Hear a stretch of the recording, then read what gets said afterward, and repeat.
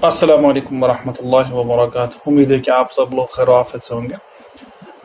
मुसलमान और काफिर के जहन्नम में जाने में फ़र्क। ये हज़रत मौलाना नियाज़ गुमान साहब दामत बरकातुहू की किताब दुरूस कुरान हिस्सा 2 वॉल्यूम 2 पेज नंबर 374 पे 374 पे।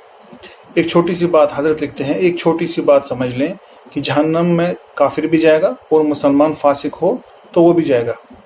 काफिर भी जाएगा और मुसलमान फासिक हो तो वो भी जाएगा।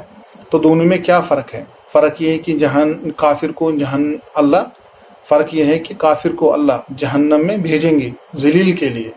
काफिर को अल्लाह जहन्नम में भेजेंगे जलील करने के लिए, और मुसलमान को भेजेंगे लेकिन पाक करने के लिए। जलील करना और है और पाक करना और है।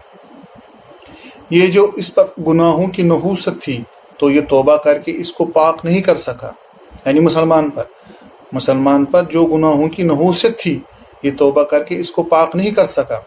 तो इसके लिए खुद अल्लाह ताला ने जहन्नम की आग रखी है। इसके लिए खुदा ने जहन्नम की आग रखी है कि इससे पाक करके फिर जन्नत में भेजेंगे। लेकिन कुफर की नहूसत ऐसी है कि वो जहन्नम की आग से भी पाक नहीं होगी।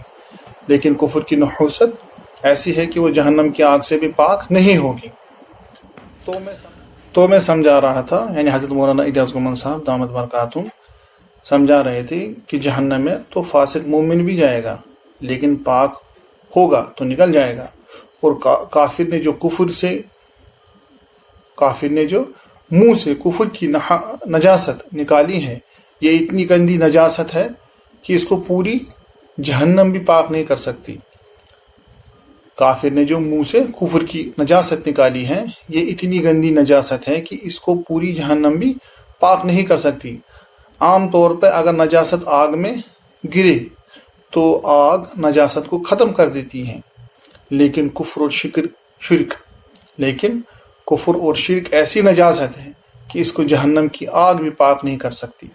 ये नापाक इसी में पड़ा रहेगा, यानी काफिर।